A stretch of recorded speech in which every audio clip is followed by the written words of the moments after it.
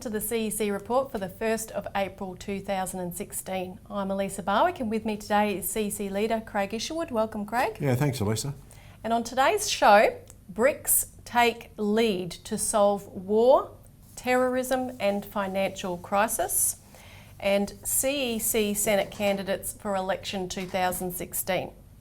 So firstly, BRICS take lead to solve war, terrorism and financial crisis. Now, of course, in the recent weeks, we've seen a new spate of terrorist attacks from Belgium to Yemen and Pakistan.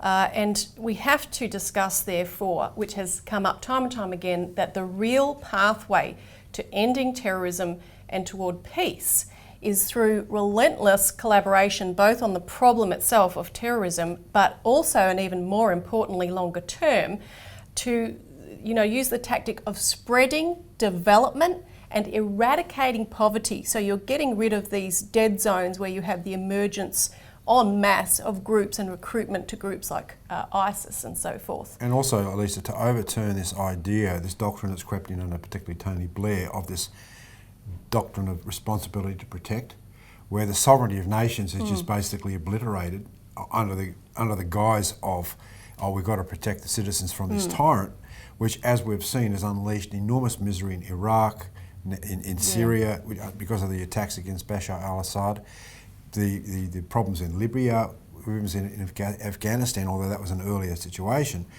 The point is that where you attack the sovereignty of countries, you actually take away the ability of that country to develop its internal population. Exactly. Because it's not going to be done by external forces. They have to solve it themselves, because responsibility to protect is a euphemism for regime change and for the larger geopolitical agenda that's afoot. And I think we're seeing the takedown of that policy because people are seeing the absolute misery it's caused. Exactly. So there's a real tension now in the world between this existing. Yeah, and plus you have the BRICS bloc of nations, Brazil, Russia, India, China and South Africa, because they've taken a concerted effort to work together to counteract what you just described, and in particular by fostering development, but also the idea of cooperating to solve these problems rather than playing one country off against another. Let's work together. And what's driving this, Elisa, is the complete failure of the transatlantic financial system. Yeah. The monetary system has been driving this, is collapsing. We've got an enormous, as we've talked many times on this program, an enormous speculative debt that is literally bankrupting whole countries, as we've seen the situation with Greece, and we've got the Spains, you've got Portugal, all these countries, even Germany and these larger countries Italy. have been, Italy have been being affected by this. So other countries are saying, we don't want to have a bar of this, we need a new system. Now we've put on the table a new system, it's called Glass-Steagall, where you have a reorganisation of the banking system. You also have the development of new credit institutions, like we're proposing national banking. Well, inside the BRICS countries, you've got the Asia Infrastructure Development Bank, you've got the other international development banks that they're proposing. The new development bank. The new development bank as proposals for alternative means of funding actual real development. And this has been driven very much by China and Russia, which is also why on the flip side you see that they're becoming under attack from the West, because they are a threat to the existing order, the monetarist order that is collapsing. Exactly. So we'll look at two examples of how Russia and China explicitly are dealing with this issue of global terrorism, and to put it down, indefinitely. So firstly, Russia, if you recall that in September last year, President Putin went to the United Nations General Assembly and he said, look, we need an international coalition to actually defeat terrorism. And in the time since then, it has become quite obvious what is possible. Basically, the Russians went in and started a collaborative effort with Syria and trained got the Syrian army to become more effective, which has worked. We see that in the case of Palmyra.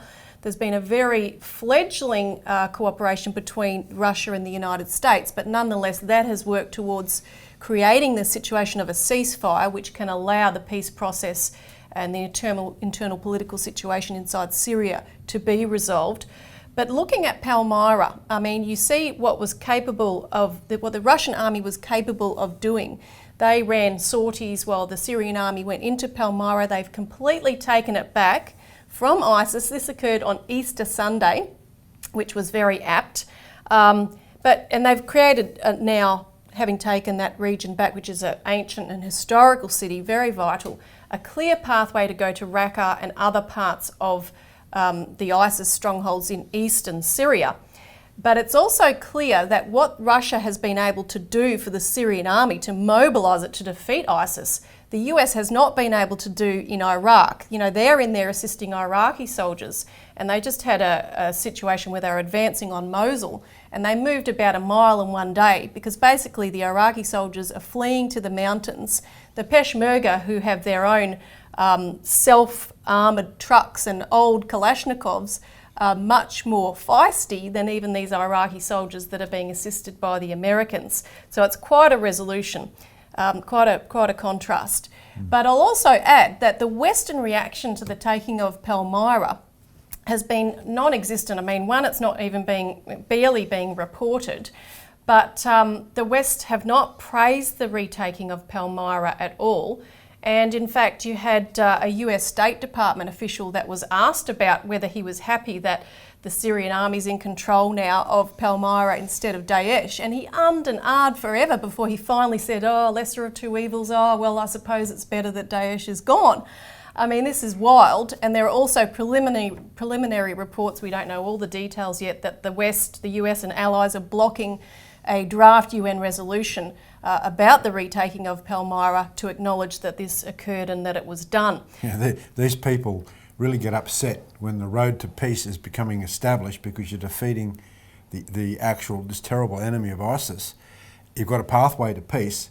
These people are becoming upset because of this. Yeah. Then you have to ask the question in the first place, well, why is this thing happening? Well, you know, there are a significant number of people within the US regime, the US government, that want permanent war and permanent revolution. This is a doctrine, Elisa, that has been promoted, you know, going back several decades now, where the idea is to take countries and to create this revolution internally, create wars in order to be able to control them externally.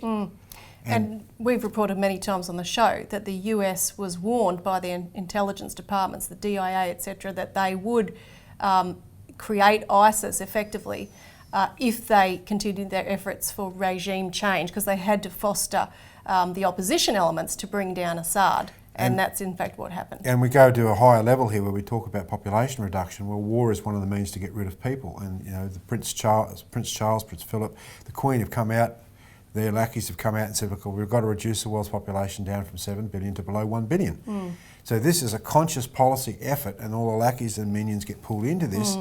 And war is because perpetual war is one way of trying to reduce the world's population. Exactly. Now, there was a useful, very important meeting that occurred.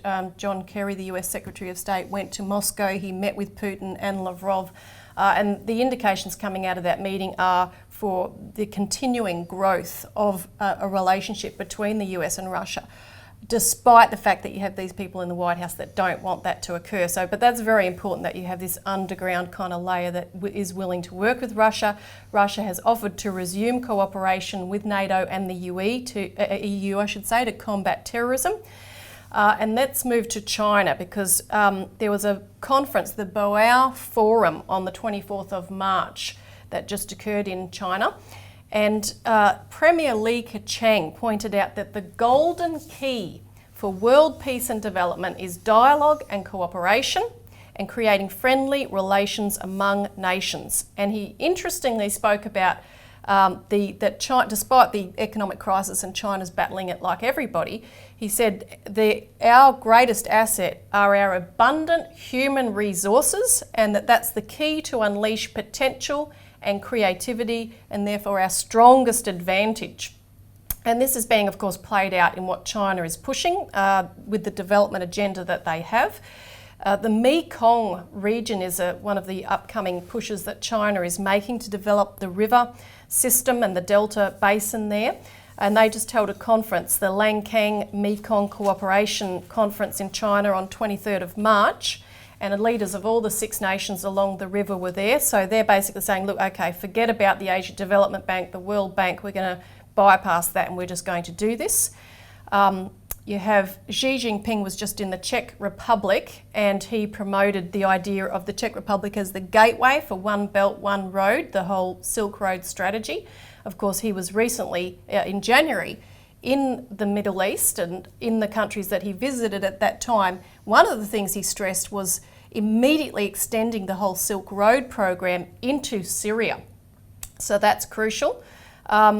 An EIR representative, Hussein Askari, was just in Egypt, and he presented our World Land Bridge report there, which was presented actually by the Ministry of Transport, the minister himself. And he had a reception that was hosted by the chairman of the Suez Canal Authority, who oversaw the development of the new Suez Canal. The Arabic version, which is the one presented there, of the World Land Bridge Report was also just presented in Yemen by the former president of the Sana'a University, and it's been discussed widely there.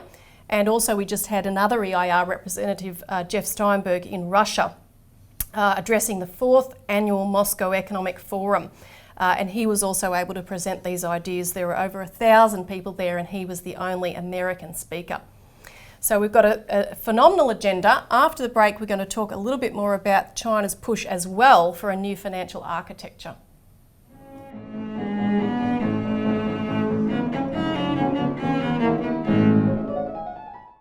You've been watching the CEC Report, the weekly TV show of the Citizens Electoral Council of Australia. What can people do to find out more, Robert? Well, they can get on our website, www.cecaust.com.au, or they can call our toll-free number, Elisa, to order a copy of this, the Australian Alert Service, which is our weekly publication where we write up all the material we use. That number is 1800 636 432. Welcome back to the CEC Report, where we're discussing the BRICS approach to ending war and terrorism. So we just talked about some of the just recent development initiatives that China's pushing, and we've spoken on the show about many more of them over the time. But also China's making a new push for a new financial architecture which is needed to support this kind of development. And one of the things China's been talking about, which has created a bit of furore amongst banks, is taxing speculation and making hedge funds prove that any hedges they're taking are for an actual purpose and not just for speculative gain. They're also discussing a, quote, full-fledged regulatory regime, and even bank firewalls has been mentioned, coming from the head of the Regulatory Commission for the banks over there. And you can read more about it in this week's Australian Alert Service. At the annual conference of the National Legislature, Premier Lee also spoke about how the financial system must support the real economy. He said the top priority of the financial sector is to support the development of the real economy, which is crucial. And we've also had the Indian Governor of the Reserve Bank, who's demanded new rules of the game. He said, "We require a new international agreement along the lines of Bretton Woods. We can pretend all is well with the global monetary non-system and hope that nothing goes spectacularly wrong, or we can start building a new system." And also in Europe, there's been a big push for Glass-Steagall more and more as bail-in, the implications of a bail-in policy of stealing people's savings to keep the banks afloat becomes clear. And one example of that is that the European Economic and Social Committee, which is representatives of industry and labour organisations consulting to the European Union from across Europe, just voted up a very explicit call for bank separation and, quote, the establishment of a Glass-Steagall Act in the European Union. And this passed by 201 votes for and only 3 against on the 17th of March. And I'll also add that the Asian Infrastructure Investment Bank, and this was announced at the Boao Forum, they've also got 30 new countries applying for membership on top of the 57 that have already joined. So this is really excellent. And as you mentioned in the last segment, Craig, because of what the BRICS are doing, they're copping a real attack. And one of the main attacks right now is against the president of Brazil, Dilma Rousseff. Again, you can read the details in the latest alert service, but there's been a year-long campaign to impeach her, to oust her with various so-called scandals and whatnot, the usual things they use. But she's very feisty, very defiant. She's denounced these as fascist methods being used. You've seen the same thing in Argentina, which was a fierce collaborator with the BRICS under the previous president, Kirchner. But now with the new Macri government, they have just stripped the country bare from everything that she and her late husband had done prior to her as president. And there were 100,000 people that protested in Buenos Aires the other day, who basically all their signs and so forth said that what Macri is doing is imposing the same policies they had after the 1970s military coup. The president of Ecuador has said that these efforts are regime change, they're colour revolutions against those who dare to challenge the hegemonic power of those countries that have also crushed us. And this is also happening against the South African President Zuma. He's being targeted to be ousted.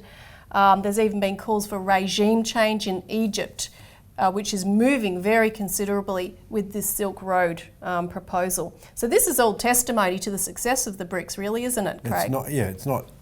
They're challenging the very foundation of the issue that, as the Chinese Premier said, we need a new financial system. He's going back to the idea, what we've been talking about on this show a lot, and internationally our movement has been promoting this idea of a new Glass-Steagall.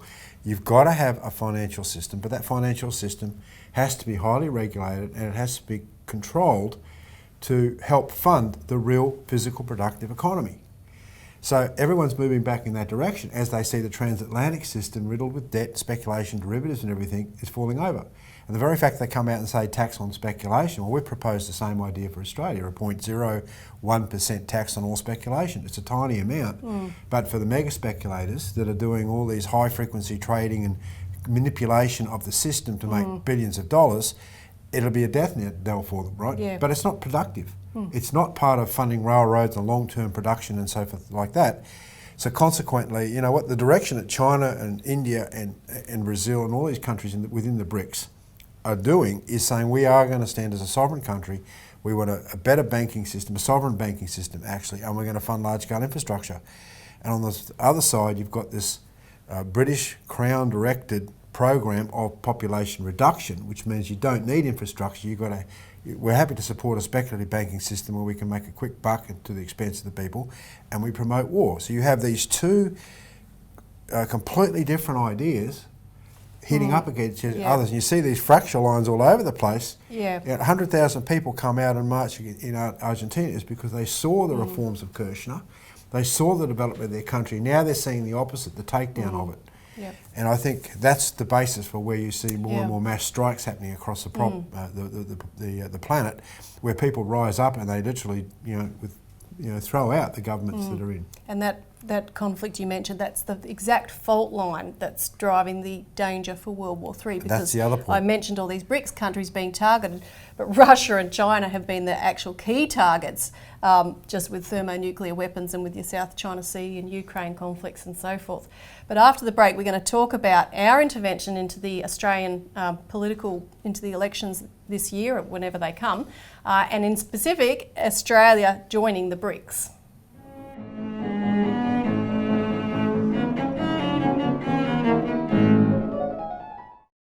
Welcome back to the CEC Report. CEC Senate candidates for election 2016. So we're just making an initial announcement today about our slate of candidates for the coming election, whenever that may be. And we've been talking on the show about the BRICS. Look, in November 2014, we put out a new Citizen, which was headlined, "The System is Collapsing. Australia, UK must join BRICS in new economic order." And that's the one of our campaign, really. I mean, defeating bail-in and the other aspects of it all come under that, ending war and terrorism and so forth. But of course, what we're seeing, the characterisation of the current election campaign is the same old, without our, putting us to the side. And of course, just in the last week, you see the things that Malcolm Turnbull's coming up with. For example, the idea of allowing the states to levy taxes. This is really a return to a past era of colonialism. You also have the proposal, he's just signed off on the increase in fees to Medicare, to private healthcare and so forth, Medibank and private healthcare.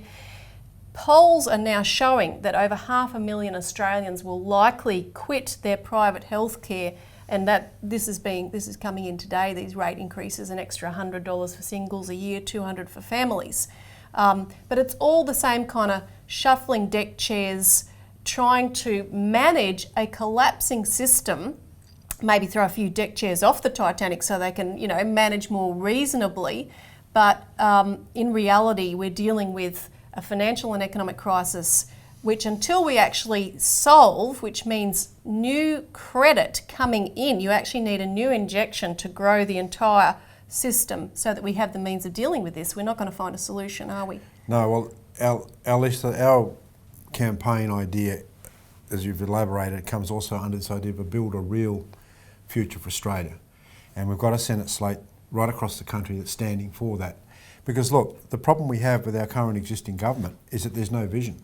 There's no discussion about what is a real future for Australia. It's all how we're going to manage tax, how we're going to manage health in a system where they've already, the major parties have already sold out through the bank, through their banking system, through their control by large corporations and private interests. We have a government that is running the country for the interest of private corporations. We need a government, we need members of parliament that are going to stand up and fight for the common good, for real good governance. And that's why you've got the so-called obstructionist Senate. It's because you've got ordinary people in there, ordinary folk being elected to the Senate now saying, we don't like this is rubbish laws. Because there's so many independents there, they're not beholden to the party line. And that's what the existing parties hate. They hate being brought to account. So we have the Citizens Electoral Council, as a federally registered party, has a slate of candidates across the country who will be standing in the Senate on this idea of build a real future for Australia. We're going to be campaigning on the idea that we don't want bail-in. Now, we technically have bail-in in this country and people don't know about it. So it's got to be something, it's going to be an information campaign from that point of view.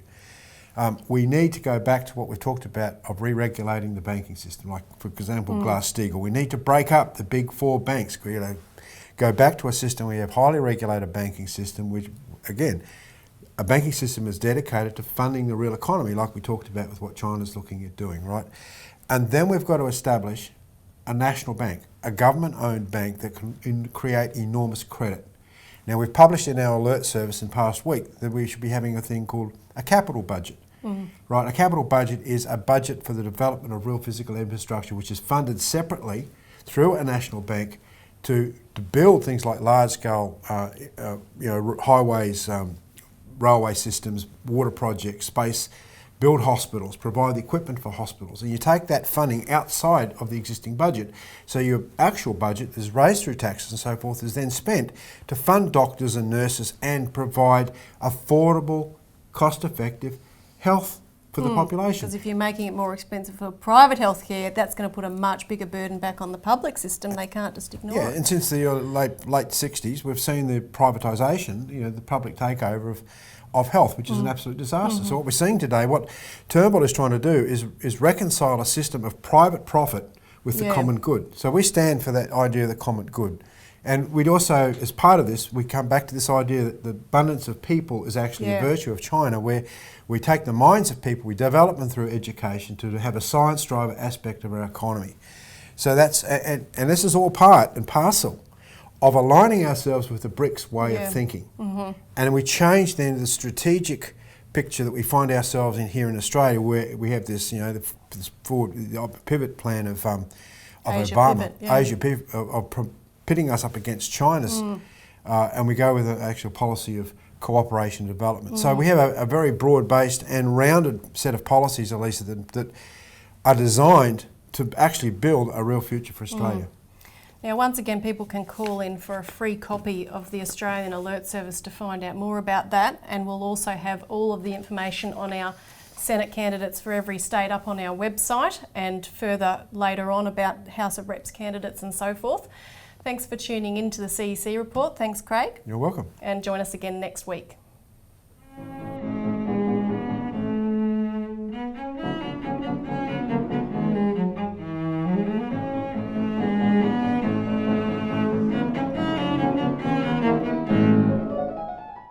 You've been watching the CEC Report, the weekly TV show of the Citizens Electoral Council of Australia. What can people do to find out more, Robert? Well, they can get on our website, www.cecaust.com.au, or they can call our toll-free number, Elisa, to order a copy of this, the Australian Alert Service, which is our weekly publication where we write up all the material we use. That number is 1-800-636-432.